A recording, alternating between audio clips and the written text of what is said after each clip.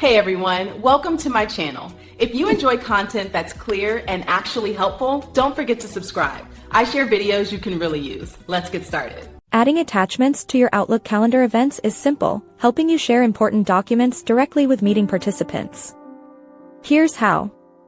Open your Outlook application and go to the calendar view. You can create a new meeting or appointment, or open an existing one to modify. Once the event window is open, look for the Inserts tab in the ribbon. Click Insert. Inside the Insert tab, find and click the Attach File option. A File Explorer window will appear. Use this to browse your computer and locate the specific file you wish to attach to your calendar event. Select the file, then click Insert or Open. This button is usually at the bottom right. The chosen file will now appear as an attachment directly within your meeting or appointment invitation. You'll typically see it listed below the subject line or within the main event details. After confirming your attachment is present, add any other event details like attendees, date, and time.